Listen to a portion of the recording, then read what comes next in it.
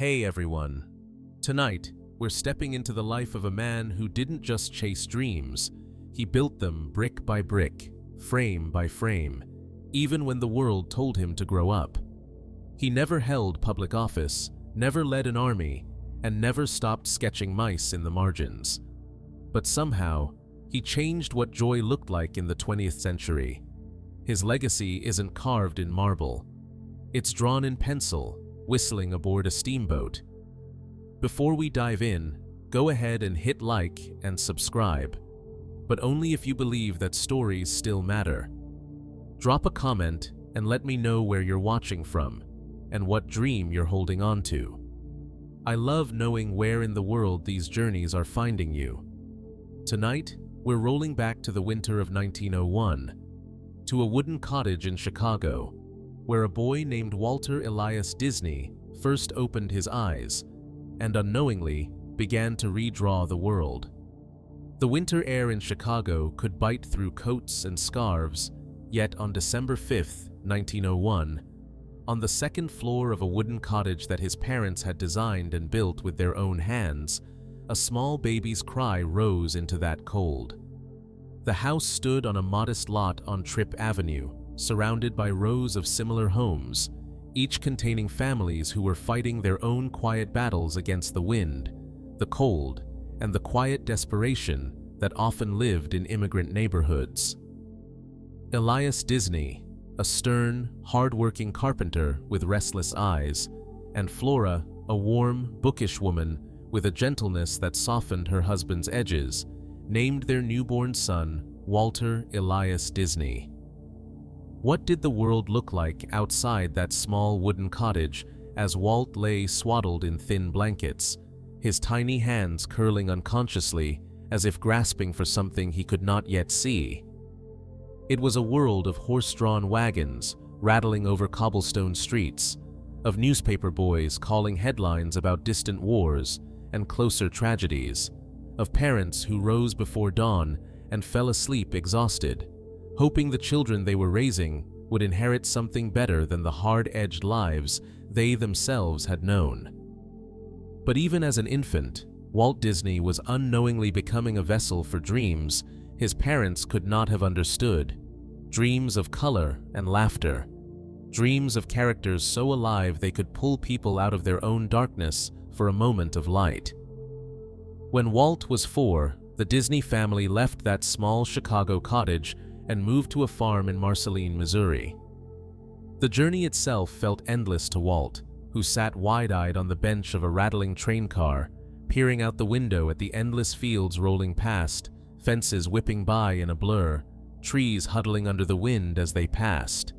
Trains would forever hold a particular magic for him, the way they cut through the stillness of towns, their whistles like a promise of adventure, the way they carried you away from everything you knew to places you could not yet imagine. He would remember that sound his entire life, a reminder of movement, of leaving, of the unknown always waiting just beyond the horizon. Marceline was a place where childhood could take root, where small animals darted in tall grass, where the air smelled of earth and wood smoke, and where a small boy could wander for hours with his brothers and sisters, climbing trees, collecting shiny rocks, and sketching whatever caught his curious eye. Walt's fascination with drawing began early, a quiet obsession that took over his afternoons when the chores were done. He would sit on the farmhouse porch with a pencil stolen from his father's workshop, sketching the barn cats with exaggerated whiskers, the cows with wide, rolling eyes, the chickens with comic expressions. He loved capturing movement, the way a tail flicked or a wing lifted, the subtle stories in the everyday life of the farm animals that seemed invisible to others. Sometimes, he would offer to draw pictures for his neighbors, trading sketches for pennies or treats, unaware that he was practicing for something much larger than these simple exchanges.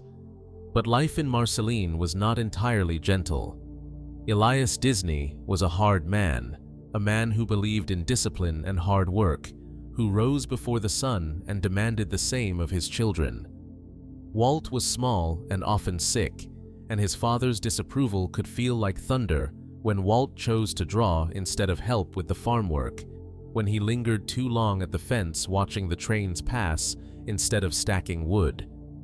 Yet Flora would sometimes slip Walt a gentle smile, pressing a hand on his shoulder as he sat hunched over a scrap of paper, reminding him quietly to never stop drawing, even if it seemed like the world was telling him that dreams were foolish. School in Marceline was a small, red brick building, its classrooms filled with children who carried lunch pails and wore clothes patched and worn.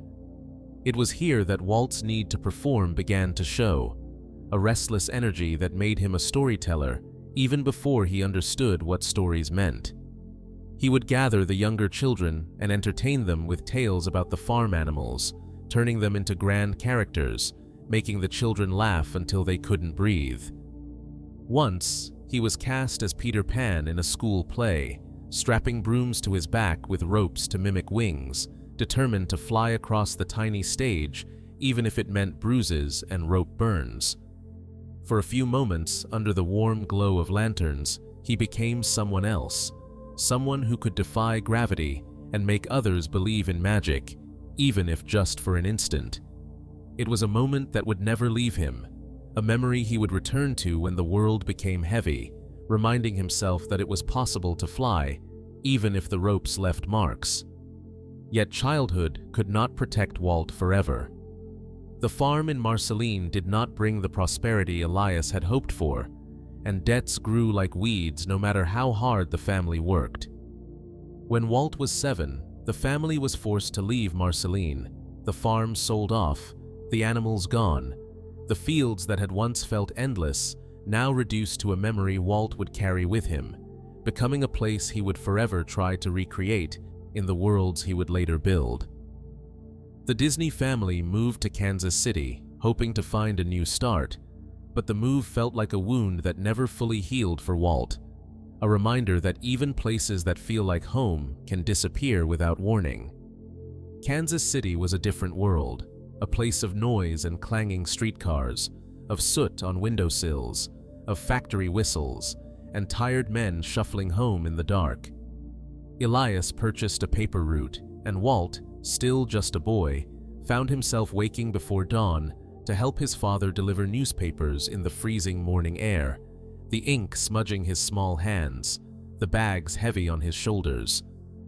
The streets were often dark and empty, the cold biting at his face as he ran from porch to porch, tossing papers and dodging stray dogs.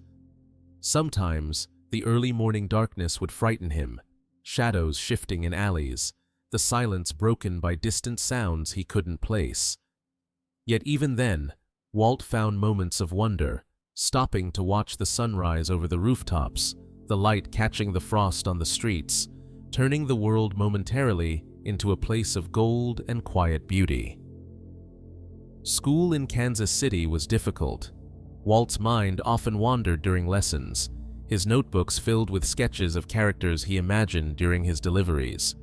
Teachers would scold him for not paying attention, for scribbling cartoons instead of arithmetic, but Walt couldn't help himself. Drawing was not a hobby for him. It was a language he was trying to understand, a way to capture the parts of the world that words could not express. Eventually, Walt would drop out of high school, a decision that brought disappointment to his father, but felt inevitable to Walt, who could not find himself within the rows of desks and the dry lectures, who felt suffocated by the demands of a life that seemed to only allow for survival, not for dreaming. Yet it was in Kansas City that Walt began to understand that art could be more than private sketches on scraps of paper. As a teenager, he managed to secure a job at a Kansas City advertising agency, working as an artist creating simple advertisements and posters. It was not glamorous work, but for Walt, it was a revelation. He was being paid, even if poorly, to draw. He spent his days learning about layout and lettering, about how images could catch someone's eye, how to tell a story in a single frame. The agency was noisy, filled with the clatter of typewriters and the chatter of salesmen. But Walt found a strange peace in the chaos, a focus that allowed him to refine his skills, to test the edges of what he could do with a pencil and ink.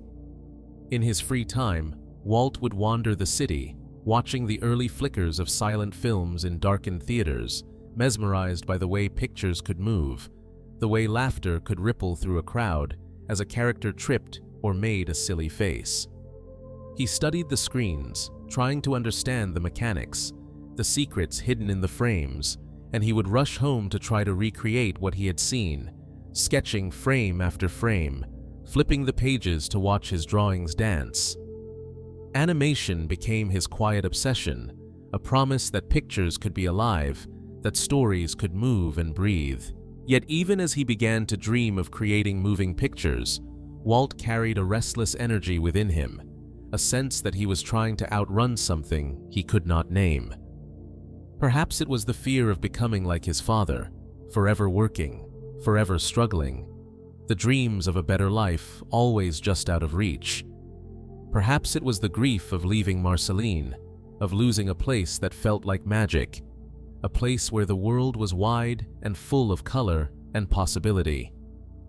Or perhaps it was something deeper, something that pushed him to find meaning in characters and stories, to build worlds where the pain of reality could be softened by laughter and hope.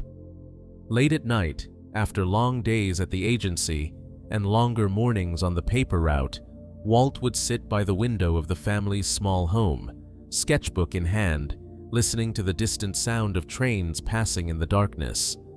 The whistles would echo through the quiet streets, reminding him of the fields of Marceline, of the promise of somewhere else, somewhere that could hold the dreams he was too afraid to speak aloud. He would sketch small mice and cats, clowns and birds, each drawing a small prayer, a wish for a future where stories mattered, where he could build something that would outlast the hard days and cold mornings. Walt Disney was not a prodigy in the way people often like to imagine. His early drawings were rough, his technique self-taught, his knowledge of animation patchwork and experimental. But what set him apart even then was the persistence, the need to keep creating, to keep learning, to keep trying even when failure seemed inevitable. He would gather scraps of film, playing with a borrowed camera, testing how drawings could be photographed frame by frame, laughing when the images came to life in the smallest, jerkiest of movements. Each success, no matter how small, was a revelation, a spark that pushed him forward. What was Walt really escaping when he started sketching small animals under the prairie skies of Missouri and the streetlights of Kansas City? Perhaps it was the knowledge that the world could take away the things you loved, that even a family farm could disappear, that even childhood could be swept away by debt and hardship. Perhaps it was the fear that he would be trapped forever in a life of newspapers and cold mornings, of endless labor that left no room for dreams. Or perhaps it was simply the truth that he could see a world in his mind that no one else could, a world of laughter and color, of mice who could talk and boys who could fly, a world where the hard edges of reality could be softened, even if just for a moment. A restless spirit can only draw for so long before the world demands more. Walt Disney's pencils were ready, but the world was waiting for him to step beyond the sketchbook, to take the stories from the pages and bring them to life. It would be a journey filled with betrayal, with heartbreak, with the kind of darkness that would test every part of him. But it would also be a journey that would change the world, that would give life to a mouse and a kingdom, that would turn the cry of a baby in a cold wooden cottage into the laughter of millions who would one day find hope in the worlds he would build. There was a thin crack along the wall near Walt's bed, where the cold would slip through at dawn, the chill curling around his feet before he even opened his eyes to the darkness of early Kansas City mornings. It was in those half-awake moments, when the frost traced delicate patterns across the window pane and the city was only beginning to stir, that Walt would imagine scenes unfolding on the cracked plaster, small characters chasing each other across the ceiling, lines he could almost see moving, dancing, trying to escape the quiet room and the weight of the world outside. He would blink, and the pictures would fade, but the feeling would stay with him, urging him to move, to try, to capture what his mind was so desperately trying to show him. When Walt finally stepped out into the street each morning, the paper bag heavy against his shoulder, the streets of Kansas City were still thick with shadows. Some days he would run the route quickly, eager to return home and grab a few precious moments with his sketchbook before school. Other days he would linger, pausing at the edge of a streetcar line to watch the sparks crackle under the iron wheels, the lights flickering in the dawn, the faint rumble of movement that hinted at something larger, something beyond these streets.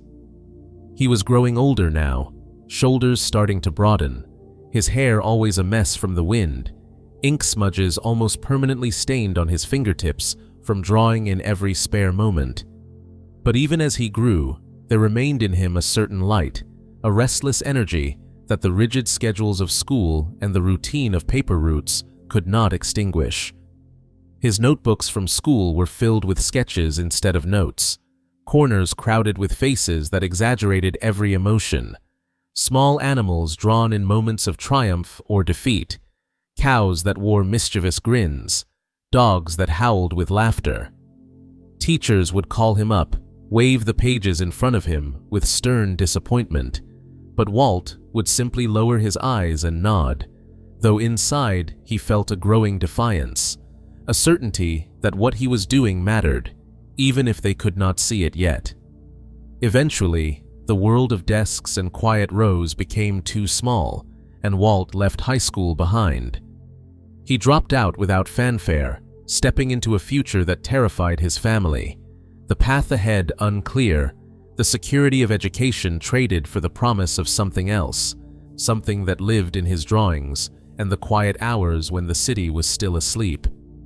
For a while, Walt tried different jobs, some that required the strength he was still trying to build in his lanky frame, others that tested his patience, but none that allowed him to hold a pencil long enough to still the restlessness inside him. It was a chance opportunity that led him to the Pesman Rubin Commercial Art Studio, a small advertising agency in Kansas City, where he was hired to create simple advertisements and artwork for catalogs and newspapers, a job that paid little but felt like the first real acknowledgement that what he could do with a pencil might actually matter. Walt was barely older than a boy, walking into that office with sleeves rolled up, hair that refused to lie flat, and a nervous excitement that he struggled to hide. The studio smelled of ink and paper, the floors always littered with scraps of discarded sketches, the air thick with the chatter of other artists who moved quickly between assignments, laughing, complaining, living in a world of lines and letters. In the dark corners of that agency, Walt discovered flickering images that could move, unaware it would cost him everything. He would finish his assignments as quickly as he could, taking extra care with the lines, ensuring each letter and cartoon character he drew for advertisements carried a small spark of life, a curve of humor in a line, a glint of movement in a static pose. But the real magic happened when the official work was done, when the agency quieted down in the late afternoon, and Walt would gather with other young artists to talk about the future, about the possibilities hidden in moving pictures. They would discuss the short reels shown at local theaters, the way simple drawings, when photographed frame by frame, could come to life, could dance, could make people laugh. Walt listened more than he spoke, his mind turning, already sketching in his mind how he might take what he was learning and turn it into something new. The work at the agency was a lifeline, but it was temporary, a stepping stone Walt understood would not last forever. When the job came to an end, he did not crumble under the fear of what came next. Instead, he found himself pulled deeper into the small world of Kansas City animators and artists who were experimenting with a new medium that was still raw, still undefined, a medium that seemed to call to Walt with a promise that was impossible to ignore. He found himself working for the Kansas City Film Ad Company, another small operation, where he was introduced to the world of cutout animation, a rudimentary process that involved manipulating paper figures under a camera, capturing each small movement one frame at a time. It was tedious work, requiring patience and precision, each slight movement needing to be just right, each frame checked and rechecked to ensure the illusion of motion. But for Walt, it was nothing short of magic. The first time he saw a drawing he had made lift its arm, even if only slightly, even if the movement was jerky and imperfect, he felt a rush of excitement so strong it left him breathless. Here, finally, was a way to take the pictures that danced across his mind in those early morning moments and bring them into the world, to share them with others, to prove that what he saw was real, was possible, was worth believing in. Walt's days became a blur of work and experimentation, of long hours spent bent over a camera, adjusting paper figures, capturing a fraction of a second of movement with each click. The city outside continued its restless noise, but for Walt, the world had narrowed to the small space in front of the camera, the tiny stage where his characters could live, if only for a moment. Nights were spent sketching new characters, developing stories that could fit into the small time frames the company's advertisements allowed. Stories that often made the other workers laugh when they watched the test reels, stories that hinted at something larger than the brief flickers on the screen. Walt's fascination with the potential of animation began to grow into something more than just curiosity. It became a hunger, a drive that pushed him to learn everything he could about the craft, about how to make the movements smoother, how to give characters expressions that felt real, how to tell stories that could capture the hearts of viewers in the few minutes they were allowed on screen. He borrowed books on animation techniques, studied the reels of other animators, and spent hours experimenting with new methods, often using up materials he paid for himself when the company would not fund his ideas. There were moments of doubt, moments when the paychecks were too small to cover even the modest rent he owed, moments when hunger was a quiet ache in his stomach that he tried to ignore, moments when he wondered if all the effort was simply a fool's errand, a young man's fantasy that the world would eventually force him to abandon. But then he would see a frame come to life, a character blinking for the first time, a movement that felt real, and the doubt would vanish, replaced by the quiet certainty that this was what he was meant to do, even if no one else saw it yet. Walt's time at the Kansas City Film Ad Company was more than just a job. It was an education, a training ground where he learned not only the technical aspects of animation, but the discipline it required, the patience to adjust a figure millimeter by millimeter, the persistence to keep going even when the results were less than perfect. It was here that he met Ub Iwerks, a young artist whose quiet demeanor hid a brilliant talent for design and animation, a man who would become one of Walt's most important collaborators in the years to come. The two would sit together during breaks, sketching ideas, discussing animation techniques, dreaming about what they could create if given the chance. Their conversations filled with the quiet intensity of young men who had found something worth dedicating their lives to. But dreams alone could not pay the bills, and the limitations of working under someone else's rules began to chafe at Walt's restless spirit. He wanted to do more than short advertisement reels. He wanted to create stories that would matter, that would live beyond the brief moments on the screen before a feature film. He wanted to experiment with new techniques, to push the boundaries of what animation could be, to prove that cartoons could be more than simple gags, that they could tell stories with heart and humor, stories that could make people feel something real. With that vision burning inside him, Walt made a decision that would change the course of his life.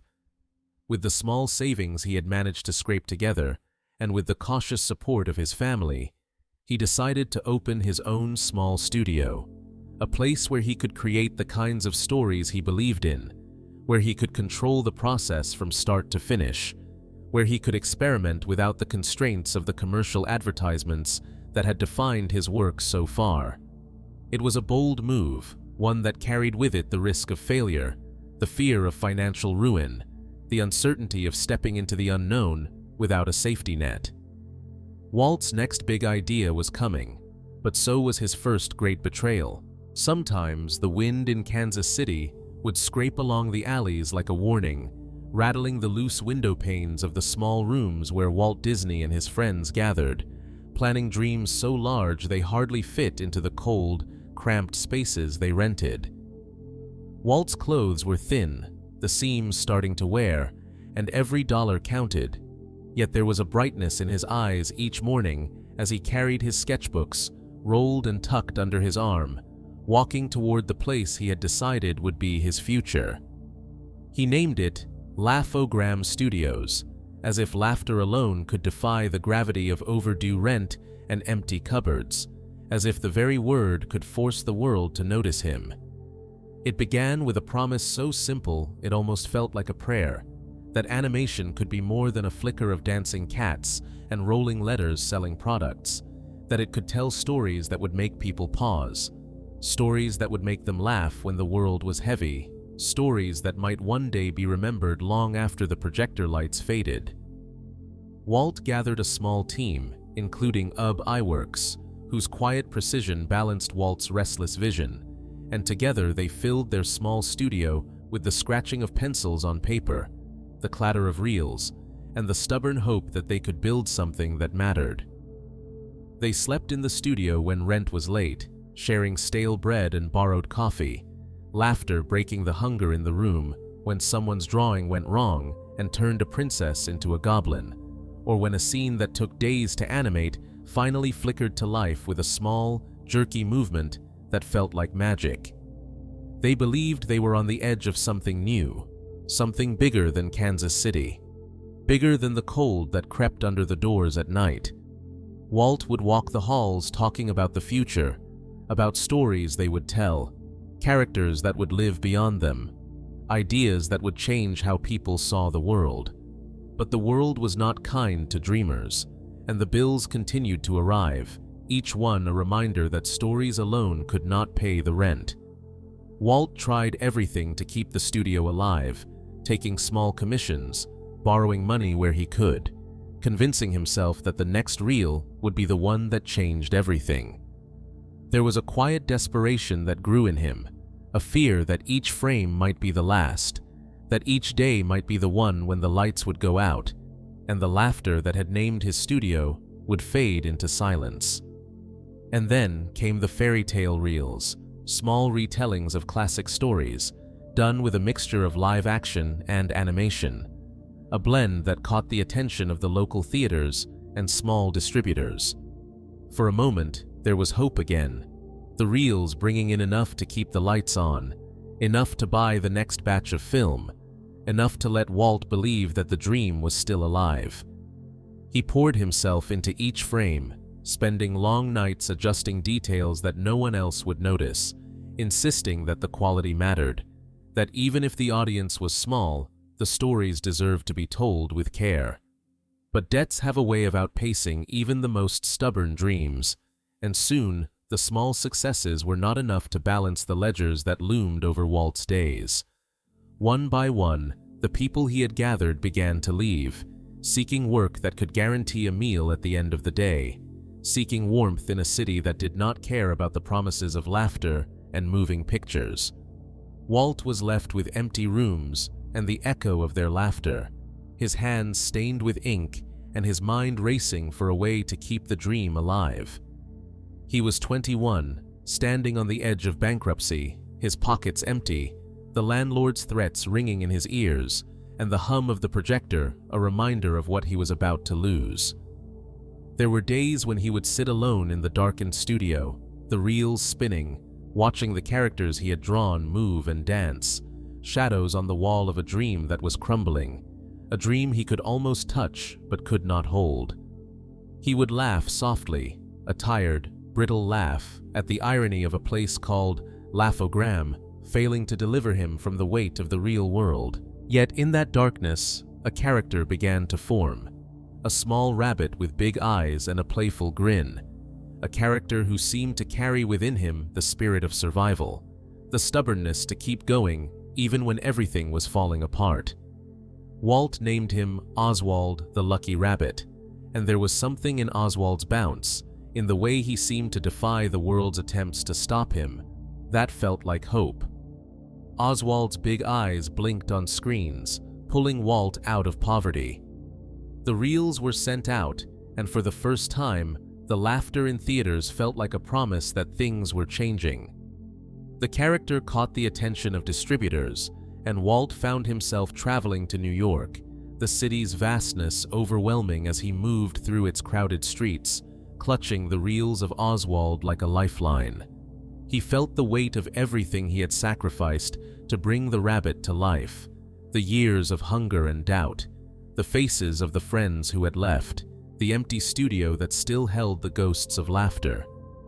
This was his chance, he told himself, the moment when all of it would be worth it, when Oswald would lift him out of the shadows and into the future he had been fighting to build.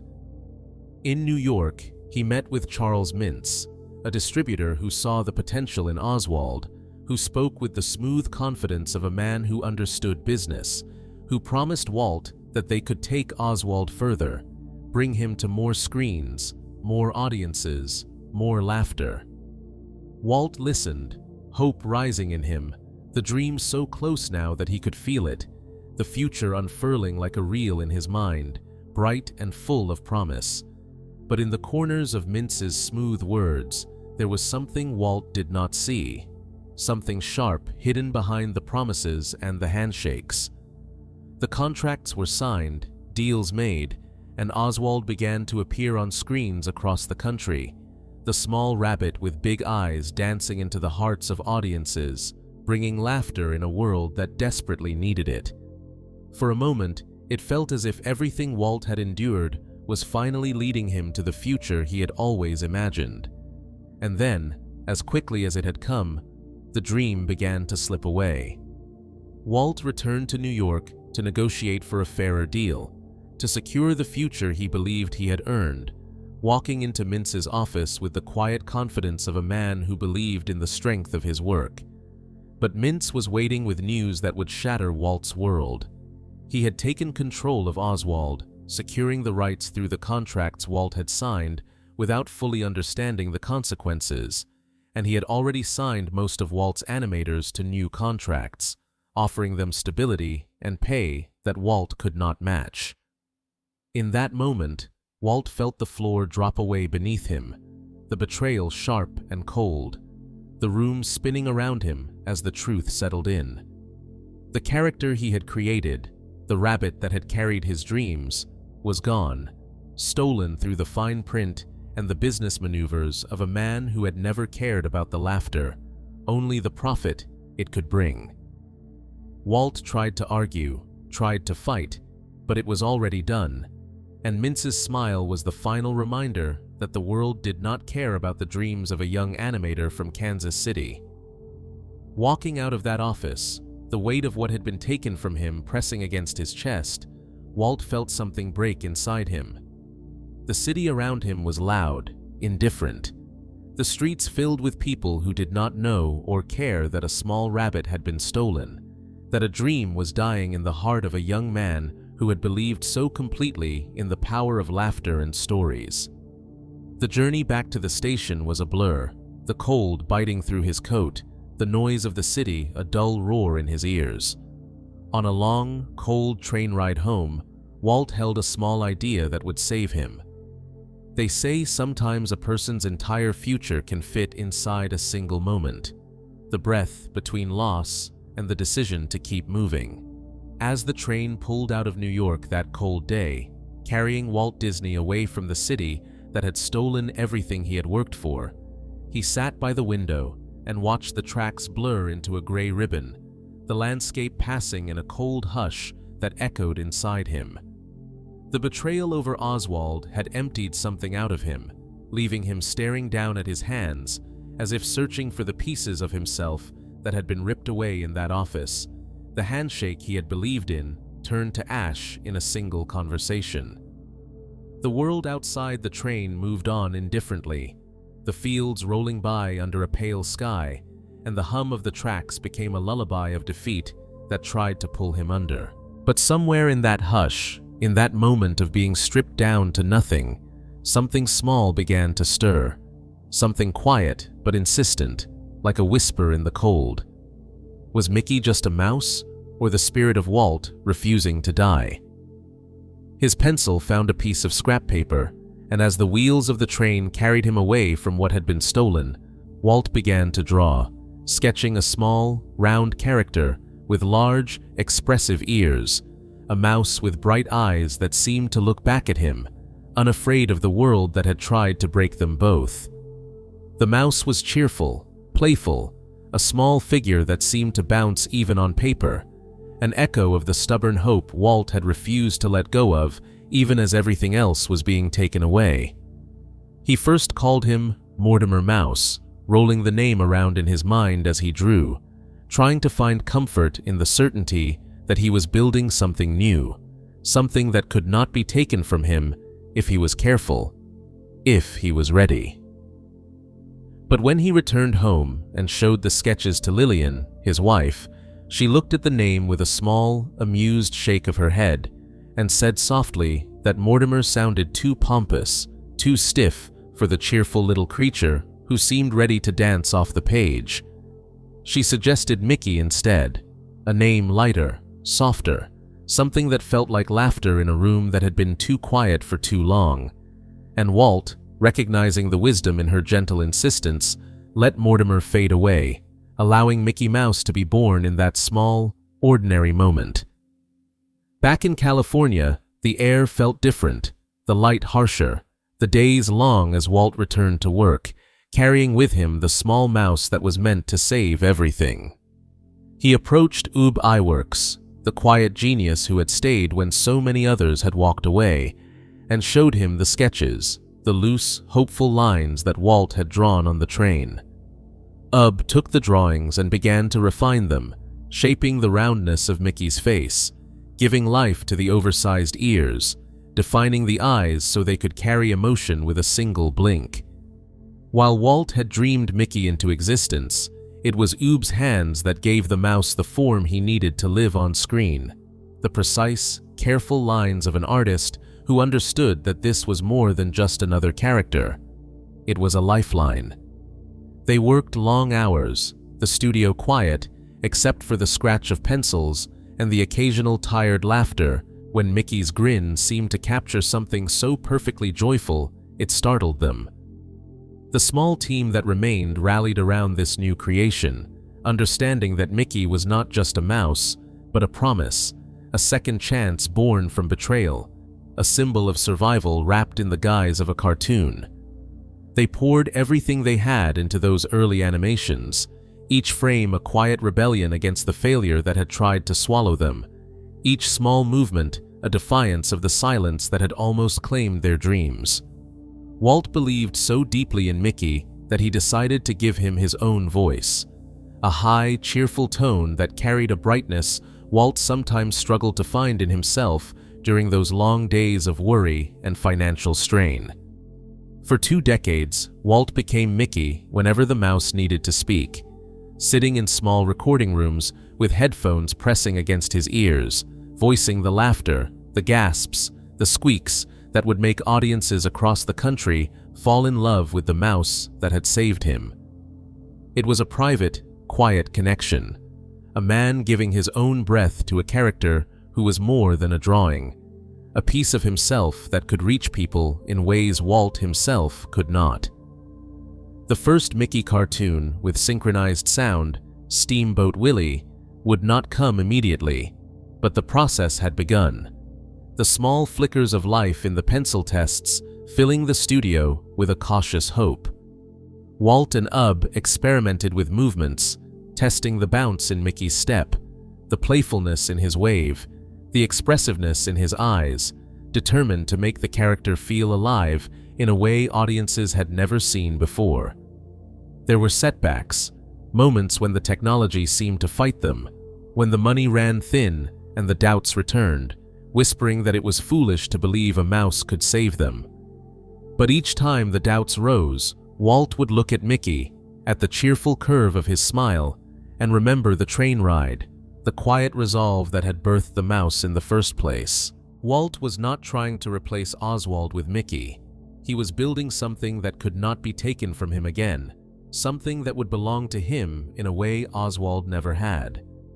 He learned from the betrayal, ensuring that this time the rights would be his, that the future of the character would not be decided in an office far away by men who did not understand what it meant to create something that mattered.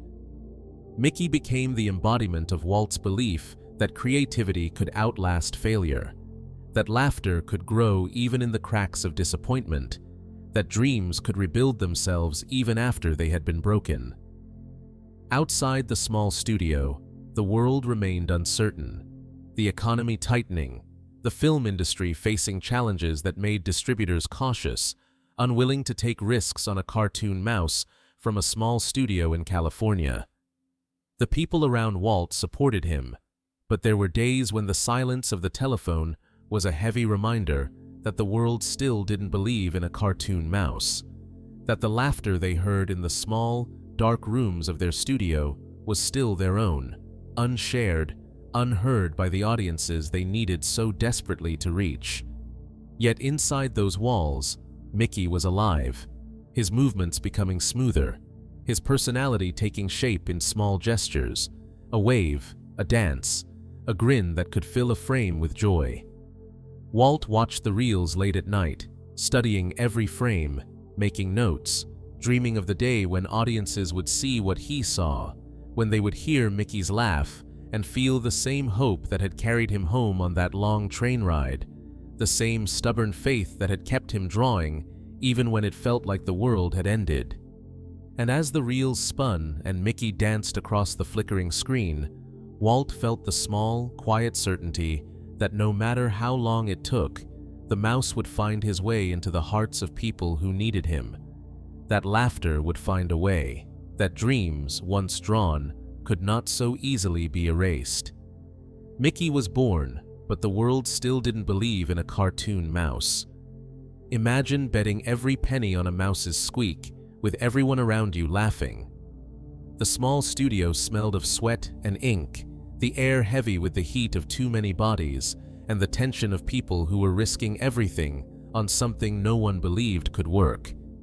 Walt would stand in the center of the room, sleeves rolled up, dark circles under his eyes, pacing with that restless energy that had followed him since the paper routes of Kansas City, clutching scraps of paper where Mickey's expressions were sketched in 100 tiny frames, each one a breath of hope and fear.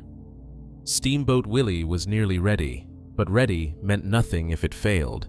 If audiences sat in silence while Mickey whistled his tune, if the small mouse they had crafted with their tired hands and stubborn hearts was ignored by a world that didn't want to hear him.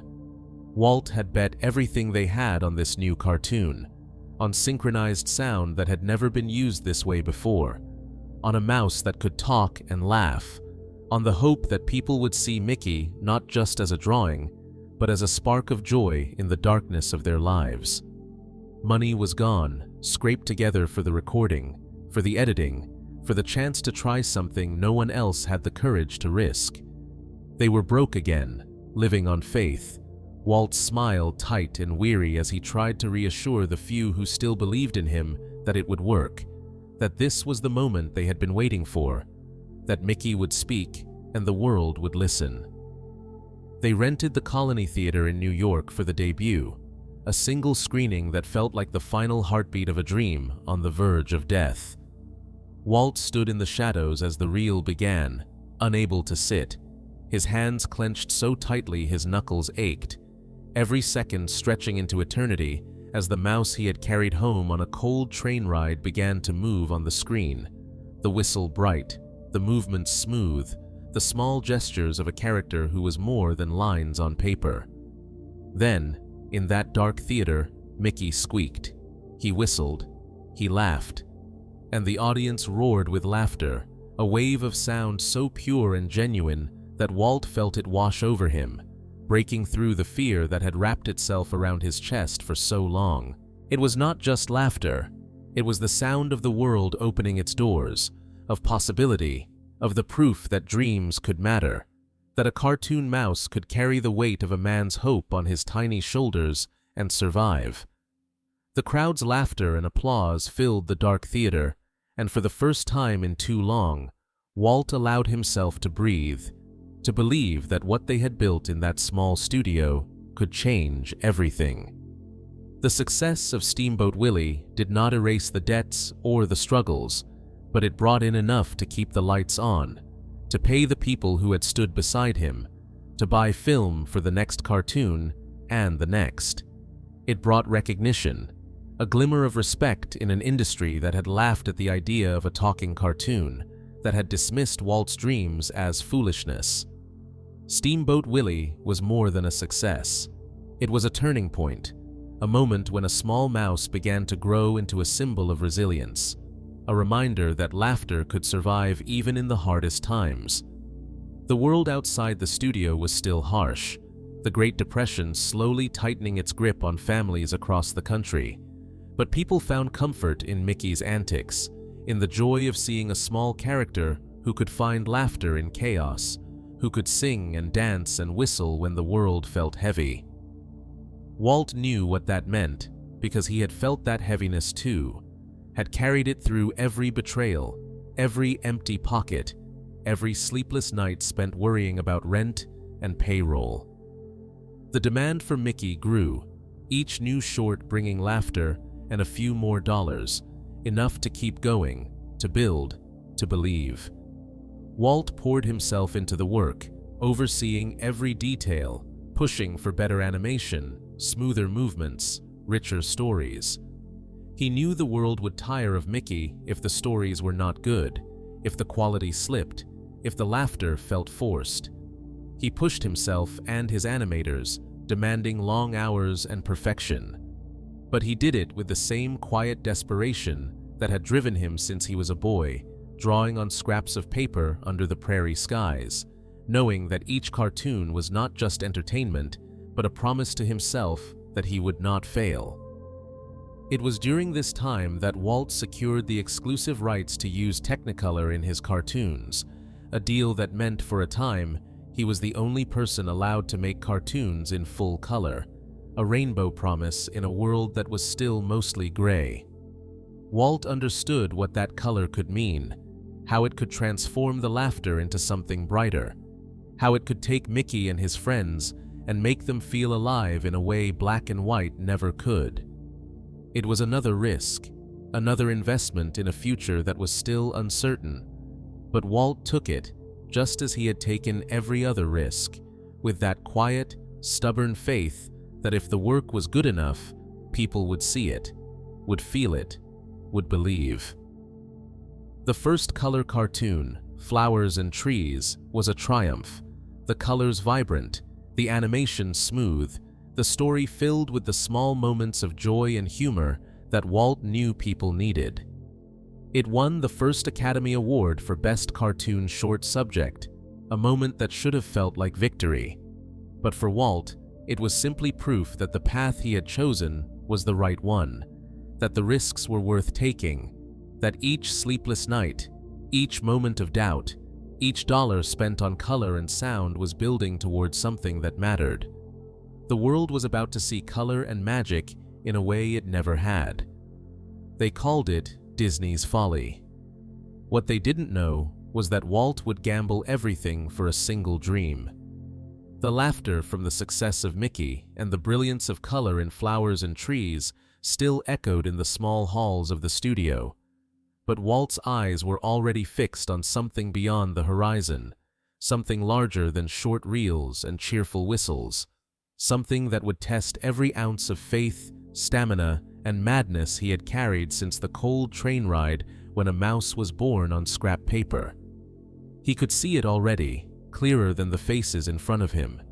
The story of a young girl lost in a forest, her tears glistening in the moonlight, her song carrying through dark trees, her courage blossoming even as the shadows grew deeper, the warmth of laughter breaking through fear, the hope that no matter how dark the world became, light would find its way back. Snow White was a story that had lived in his childhood, whispered under blankets and around kitchen tables, but Walt did not want to tell it the way others had. He wanted the world to feel it, to see it unfold in colors so vivid they would forget they were watching a cartoon, to feel the laughter of the dwarfs and the terror of the queen, to let the tears fall when the poisoned apple took Snow White's breath away, and to feel the triumph when love broke the curse. He wanted the world to know that animation could be more than a moment of laughter before a feature film, that it could be the feature itself, a living, breathing story that would hold an audience for hours, that would remind them of what it meant to believe. When he first spoke of it, when he shared the idea of a feature-length animated film, the laughter that followed was sharp, cutting, a reminder that even success could not buy respect for dreams too large to fit inside other people's imaginations. They said it was impossible, that no one would sit for a cartoon that long, that people's eyes would hurt from watching colors flicker for hours, that it would bankrupt him, destroy everything he had built, that it was foolishness, arrogance, a fantasy. They called it Disney's folly, and the words followed him through meetings, through conversations with bankers, with investors, with even some of his own animators who looked at him with a mixture of fear and pity, wondering if the man who had brought them Mickey had finally lost himself to the impossible. But Walt had lived with impossible dreams before, had fought to bring a mouse to life with sound and color when no one else believed it could matter, and he was not afraid to risk everything again. This was different, larger, a mountain instead of a hill, but the part of him that had drawn under the Missouri sky, the part that had built Laugh-O-Gram Studios from scraps of hope and hunger, the part that had walked out of an office in New York with nothing and come back with a mouse that changed the world, that part of him refused to let the laughter of others stop him. He mortgaged everything, the studio, his home, every dollar he could find, pouring it into the production of Snow White, building a team of animators who slowly began to see what he saw, who began to believe with him, who stayed up through the nights, sketching scenes that felt like poetry, coloring frames with trembling hands as the weight of what they were building pressed down on them. The process was grueling, each scene requiring layers of drawings, paintings on glass, the movements of characters crafted frame by frame with a precision that bordered on obsession. Walt would walk the halls, checking every detail, pushing for more realism, for more emotion, demanding that the characters breathe, that their tears felt real, that their laughter carried warmth, that their fear made hearts quicken in the darkened theater. He wanted the forest to feel alive, the darkness to feel heavy, the light to feel like a promise. The animators, exhausted and exhilarated, followed him because they saw it too, because even in the hardest moments, they knew they were building something that had never been built before. Money ran out, and Walt found himself sitting across from bankers, explaining the scenes with a passion so fierce that even the men who held the money could see the world he was building, agreeing to lend him what he needed to finish the project, even as the whispers continued that it would fail, that it would ruin him. Lillian watched him come home late, tired but alive in a way she had seen only when he was creating something that mattered, and she stood by him, understanding that this was not just a film, but a promise he was keeping to himself and to every child who needed to believe in magic. As the film neared completion, the tension was almost unbearable, the fear that it would not work, that the world would reject it, that the laughter would be replaced by silence. The premiere was set, and as Walt sat in the darkened theater, surrounded by strangers who would decide the fate of his dream, he felt the weight of every sacrifice, every risk, every moment of fear. The film began, the colors vivid, the characters alive, Snow White's song rising softly in the darkness, and the audience fell silent, caught by the story, drawn into the world Walt had built with every ounce of himself. And then came the laughter, the gasps, the tears, the applause that grew and grew until it became a wave that washed over Walt, breaking through the years of doubt and fear, the moment he had fought for finally here, the proof that dreams, no matter how impossible, could live. Snow White and the Seven Dwarfs became a success that no one could ignore. The box office returns shattering expectations, the critics praising the film as a masterpiece, the Academy awarding Walt an honorary Oscar, a full-sized statue surrounded by 7 smaller ones, a tribute to the work that had changed animation forever. Walt Disney still holds the record for the most Academy Award wins ever, but that night, as he stood on the stage holding the statues, what mattered was not the awards, but the knowledge that he had proved it could be done, that animation could tell stories that mattered, that dreams, no matter how impossible, could shape the world. But success has a price, and Walt was about to pay it in the most painful way. They say a man can conquer the world, but what if he can't save his own mother? The laughter of audiences still echoed from the triumph of Snow White, the applause still warm in Walt's memory as he signed contracts for new projects, the studio expanding with the promise of new stories, new dreams, new worlds that he would bring to life for the people who had finally seen what he could do. Money, which had once been a ghost haunting every step, now flowed into the studio, the pressure shifting from survival to creation, to expansion, to building the next impossible thing. Walt should have felt invincible, standing on the peak of the mountain he had climbed through years of darkness, betrayal, and relentless belief.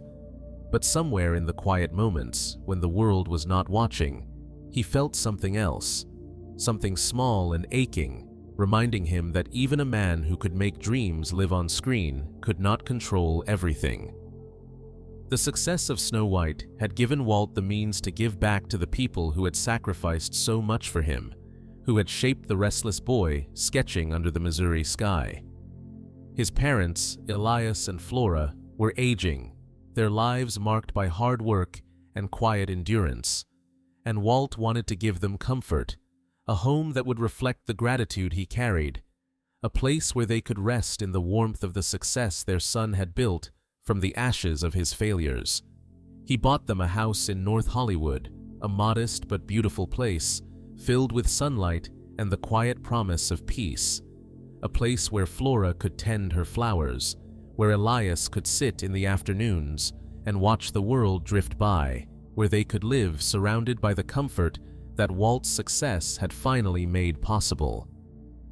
But the house had a flaw, a hidden danger that no one saw, a small, deadly leak in the furnace that allowed carbon monoxide to seep into the rooms, silent and invisible, a poison that crept into the air with every breath.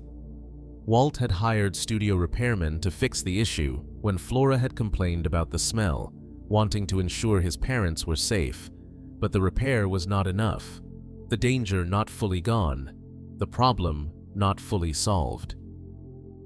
One morning, Flora collapsed, the poison having done its quiet work, her life slipping away in the home her son had bought for her, the home that was meant to be her sanctuary, her reward for the years of sacrifice, becoming the place where her last breath would be taken. Walt received the call, and the world that had felt so bright, so full of possibility, suddenly turned cold.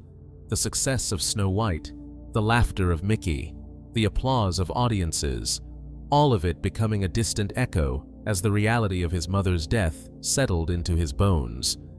He had built worlds, had made people believe in magic, had created a mouse that could make children laugh, had fought for dreams so impossible they had almost destroyed him, and yet he could not save his mother. The guilt was immediate, heavy, wrapping around him like a chain, each memory of his mother now carrying the weight of the house he had given her, the house that had taken her from him. There were no words to ease the ache, no animation to soften the edges of that reality, no laughter that could drown out the silence that followed her death. Walt continued to work, because that was what he had always done, pouring himself into the projects that waited, the stories that needed telling, the worlds that needed building. But in the quiet spaces between, the guilt returned, whispering that all the success in the world could not change what had happened, that the house meant to be a gift had become a grave. His friends and family tried to comfort him, reminding him that it was an accident, that he could not have known, that he had done what any loving son would do. But Walt carried it with him, a wound that did not heal, a reminder that even the strongest dreams could not protect the people he loved from the hidden dangers of the world. As the studio grew, as new projects took shape, as Mickey continued to dance across screens and children laughed in darkened theaters, Walt kept moving forward, driven by the same restless energy that had always been his companion. But there were moments when the laughter of the characters he had created felt like a thin layer of comfort over the ache he carried. He would think of Flora, of her laughter, of her kindness, of the way she had believed in him even when his dreams seemed impossible, and the weight of the house would settle over him again, reminding him that even as he built castles in the sky, the ground beneath him carried the shadows of what he had lost. He did not speak often of the guilt, did not let it show in the meetings where he planned new films, did not let it slow the relentless push for better stories, better animation, better worlds. But those close to him saw it, in the way he would fall silent when mothers and sons appeared in the stories they created, in the way his eyes would darken for a moment before he returned to the plans, the ideas, the dreams. The world saw a man who had conquered the impossible, who had proven that animation could tell stories that touched hearts, who had built a studio that was becoming a kingdom. But Walt carried the truth quietly within him, a reminder that even as he built a kingdom, he had lost the one person he had wanted to protect most. The guilt would never leave him, even as he built a kingdom. The happiest place on earth was built on top of war and strikes. As Walt became a man many animators feared. The kingdom he was building was growing, stone by stone, reel by reel, with the laughter of children echoing in theaters, and the weight of expectations pressing down with every new project. But the world outside the studio gates was shifting, restless. Dark clouds gathering as war swept across continents, pulling entire nations into its orbit, demanding sacrifice and urgency, forcing even dreamers to look up from their sketches and face the reality that the world was tearing itself apart. Walt had never stopped moving, even in grief, even with the shadows of his mother's death clinging quietly to his heart. He continued to build, to push, to demand more from himself and those around him, driven by the need to create, to prove that animation was not just a distraction, but a vital, living art form that could matter, even in the hardest times. But as World War II pulled America into its orbit, the studio that had become Walt's kingdom was suddenly repurposed, its artists and animators turning their pencils and brushes toward a new mission as the government requested Walt's help in the war effort. Disney worked for the United States government during World War II to create propaganda cartoons, training films for soldiers, morale boosters for the public, instructional reels that explained everything from the mechanics of new weapons to the reasons why the fight mattered. The characters that had once danced across screens in colorful joy now marched in uniforms, explaining rationing, taxes, and war bonds, reminding people of their duty, trying to keep spirits high while the world felt heavy.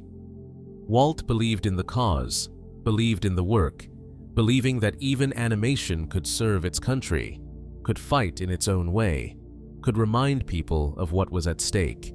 But the war took its toll, draining the studio's resources, shifting its focus away from the stories that had built it, replacing dreams with necessity. The animators, many of whom had once shared Walt's vision with bright, eager eyes, found themselves working on projects that felt distant from the magic they had once believed in, their paychecks uncertain, their futures unclear as the war dragged on, as the work became routine, as the pressures of deadlines and financial strain pressed down on the studio's halls. The laughter that had once been easy began to thin, replaced by the murmurs of discontent, of exhaustion, of frustration, as the animators saw the man they once admired turn into a figure they began to fear. Walt had always demanded excellence, but now the pressure was relentless, the expectations higher, the tolerance for mistakes or delays almost non-existent, as he struggled to keep the studio alive, to keep the dream from slipping away under the weight of wartime reality. He pushed harder, asked for more, unable to understand why the people who had once fought beside him now seemed to resent him, unable to see that the dream he was protecting was crushing those who were helping him build it. The disconnect grew, quiet frustrations becoming louder whispers, the studio's walls carrying the tension in the air like a storm waiting to break. And then it did break. The strike came, a moment that felt like betrayal and heartbreak wrapped into one, as the animators who had once believed in the dream now stood outside the gates of the studio with signs in their hands, demanding fair pay, demanding better conditions, demanding recognition for the work they did, the laughter they created, the worlds they helped bring to life. Walt watched them, the people he had built this with, standing on the other side of a line he could not cross, and something inside him broke. The pain of betrayal mingling with the confusion of a man who could not understand why those who had once shared his dream now seemed to stand against him. The strike lasted weeks, the picket lines a constant reminder of the fractures within the dream, of the tensions between creation and business, between vision and reality. Walt, who had once fought against the betrayals of others, now found himself feeling like the villain in his own story, unable to find a way to bridge the gap, unable to see how his relentless push for perfection, his refusal to compromise, his obsession with building something that would outlast him, had turned him into a figure of fear for many of the people who once saw him as a hero. In the years that followed, as the war ended and the world tried to find its way back to peace, the studio changed, the people within it changed, and Walt changed too. The experience hardened him, made him wary, made him see the necessity of control, of protecting the dream at all costs, of building something that could not be taken away, something that could not be undermined by strikes or disagreements or the shifting loyalties of those around him. The laughter returned to the screens, the characters danced again, the colors brightened, but something had shifted in the air. A quiet hardness settling into the edges of Walt's eyes, a reminder that even dreams could be haunted by the realities of the world. During the Cold War, as the fear of communism swept through America, Walt became an outspoken opponent of communism, convinced that the dream he was building needed to be protected, not just from external threats, but from the ideologies he believed could undermine everything he had worked for. He testified before the House Un-American Activities Committee, naming names, convinced he was defending his kingdom, convinced he was protecting the world he was building for children and families, even as others saw him as a man consumed by paranoia, a man willing to sacrifice the trust of those around him for the sake of a dream he could not let go. The war, the strikes, the accusations, the shifting tides of politics and power, they all left marks on Walt, shaping him into a man who was both visionary and ruthless, a dreamer and a guardian, a creator and a figure of fear, carrying the contradictions within him as he continued to push forward, unable to stop, unable to rest, unable to let the dream slip away no matter the cost. Through it all, Walt's mind was already wandering to a place of wonder and brick roads. Why did Walt hide his purchases under fake names, and what was he really building in the swamps of Florida? The war was over, the strikes were fading into memory, the laughter of children had returned to the screens, but Walt's mind was already restless, drifting towards something larger, something that could not be contained in reels of film or characters dancing across screens, something that could become real in a way that even Snow White and Mickey Mouse had never been, something that would become a world where children could step into the stories he had carried since childhood, and parents could remember what it meant to dream.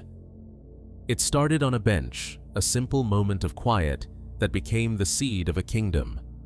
Walt would take his daughters, Diane and Sharon, to Griffith Park on weekends, sitting on a green bench while they rode the merry-go-round, the music rising and falling around him, the laughter of children swirling in the air, the soft glow of the sun touching the edges of the day.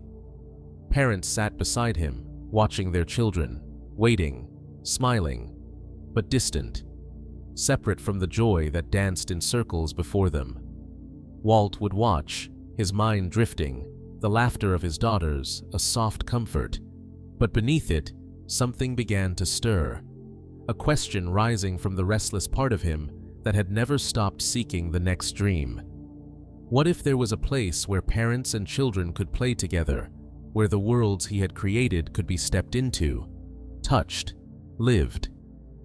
That bench became the birthplace of Disneyland, the place where the idea took hold, growing in Walt's mind until it became something he could see with such clarity that it began to haunt him, calling him forward as the weight of the studio's work pressed down, as the demands of projects and deadlines threatened to consume him. He began to sketch the park in the margins of papers, in quiet moments late at night, drawing streets lined with shops, castles rising in the distance, boats drifting down rivers, trains circling a world of laughter and color, a place where dreams did not end when the movie was over. Main Street, USA, the heart of the park, was drawn from the streets of Marceline, Missouri, the small town that had given Walt the warmest memories of his childhood, the place where the boy who had once delivered papers in the cold dawn had learned the shape of dreams. He recreated the storefronts, the gentle curves of the street, the quiet promise of a world where everything felt safe, where laughter was the language spoken in every corner. Above the firehouse, he built a small apartment for himself, a secret space where he could watch the park below, where he could see the joy on children's faces, where he could feel the dream he had built come alive with every passing moment. Building Disneyland was not easy. The land in Anaheim was nothing more than orange groves and fields, the resources needed to transform it far beyond what the studio alone could provide. But Walt was not a man who had ever let impossibility stop him. He found investors, convinced them with the fire that had once carried Mickey to life, risking the stability of everything he had built to create something new, something that no one else could see as clearly as he did. He was there for every detail, the colors of the buildings, the designs of the rides, the music that would play in the air, the stories that would unfold as people walked through the gates. To protect his vision, to ensure he could expand without interference, Walt began to buy land for his next dream, Disney World in Florida. But he did it quietly, using fake names, shell companies, hidden negotiations, because he knew that if people discovered what he was building, the price would rise, the dream would become unreachable. The swamps of Florida were not the obvious choice for a kingdom, but Walt could see what others could not, the potential that lay hidden beneath the water and mud, the promise of a place where the dream could expand beyond the limits of the California park, a world of resorts, parks, and streets where imagination would rule, where stories could live and breathe. Walt was not content to simply recreate what had already worked. He pushed for innovation, for technology that could bring his characters to life in new ways, creating audio animatronics that could sing, move, and tell stories, the first of which he displayed at the 1964 World's Fair, where visitors marveled at Abraham Lincoln standing before them, speaking with a realism that was as unnerving as it was awe-inspiring. It was a promise of what was to come, a glimpse into a future where the stories Walt had carried since childhood could step off the screen and greet visitors in person, where laughter would echo through halls and streets in ways that felt alive. The park became a place of wonder, a place where parents and children could share moments of joy, where the laughter that had once come from screens now filled the air, where dreams were not simply watched, but experienced. Walt would walk through the park, quietly observing, watching families smile, children point with wide eyes, laughter rising as fireworks lit the sky, and in those moments, he found a quiet joy, a reminder that the restless dreams that had carried him through the hardest years had found a place to live, a place to grow. He never forgot the people who had helped him, the ones who had stayed when times were hard, the ones who had believed in his impossible dreams. His housekeeper, whom he called the real-life Mary Poppins, had stayed by his family's side for years, and Walt, in gratitude, had given her stocks in the company every year.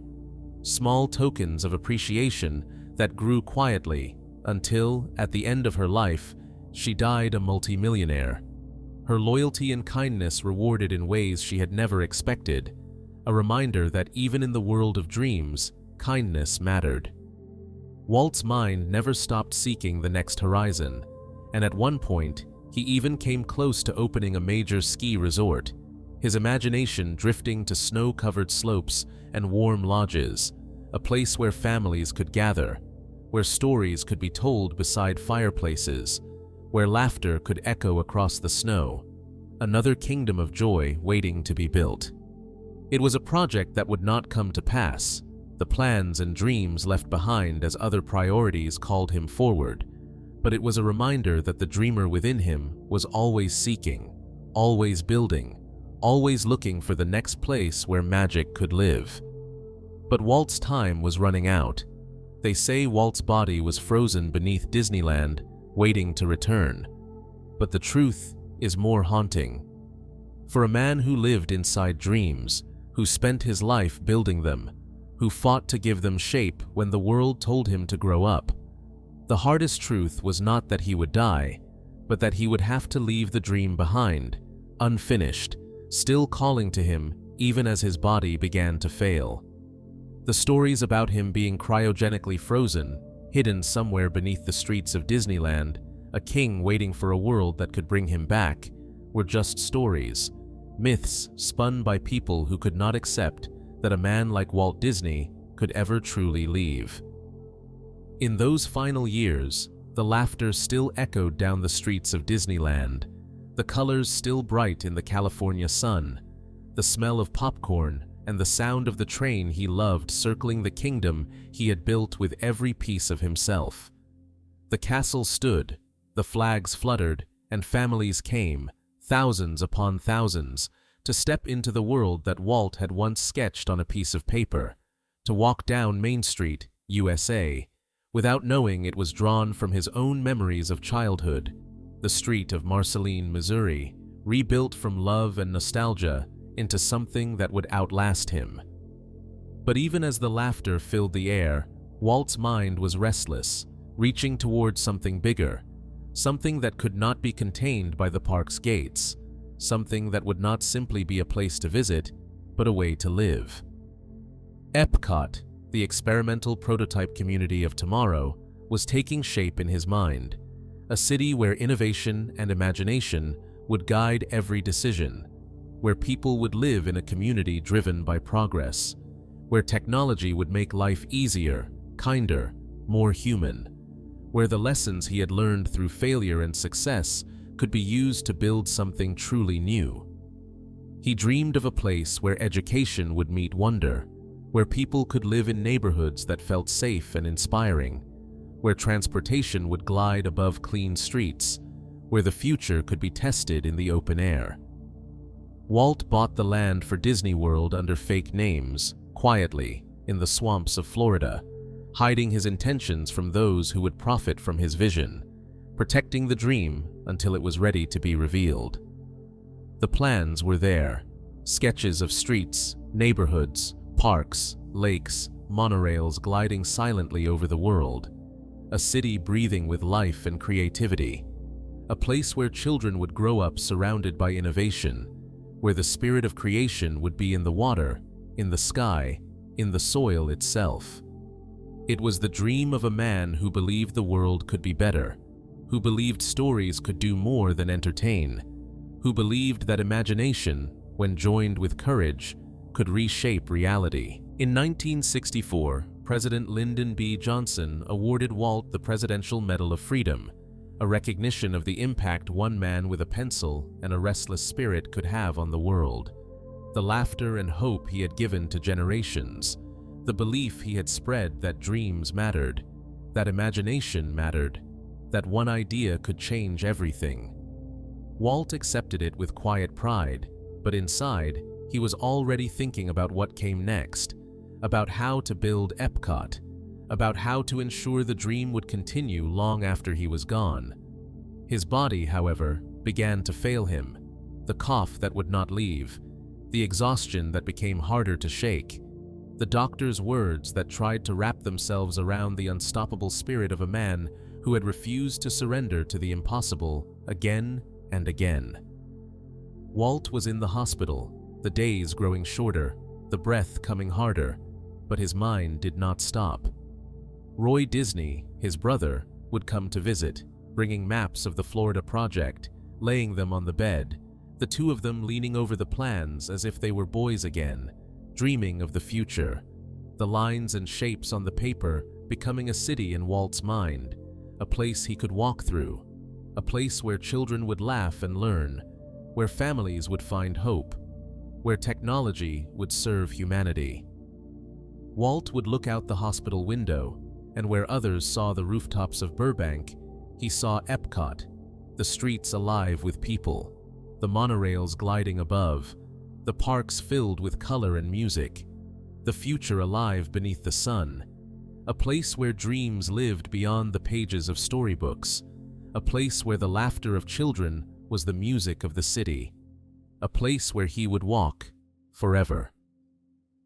He did not speak of fear, did not let the end silence the part of him that had always believed in what could be, what might be, if only someone dared to believe. On December 15, 1966, Walt Disney died, not frozen beneath the streets of Disneyland, but human in a hospital room, leaving behind a kingdom made of dreams, a world that still echoes with the laughter of the children who walk through the gates of Disneyland and Disney World, who see the mouse with the round ears and feel, even for a moment, that the world is still a place where magic is possible.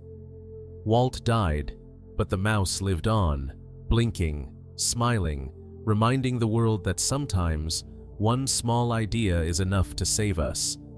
People laughed at him for wanting to make cartoons, for believing that animation could be art, for thinking that a mouse could become a global icon, for dreaming that an amusement park could be more than rides and food stands, for believing that the future could be built from imagination. They called him foolish, impossible, unrealistic. And yet, every day, somewhere in the world, a child meets Mickey Mouse for the first time and smiles. A family walks down Main Street, USA, hand in hand, laughter rising into the air, and somewhere, the echo of Walt's dreams continues, reminding the world that imagination is not a weakness, but the beginning of everything. Today, the world may feel colder, and cynicism may seem safer than dreams, but every time you see Mickey's ears, remember, they were drawn by a man who lost everything, again and again, but kept going. Because maybe, just maybe, a mouse can change the world.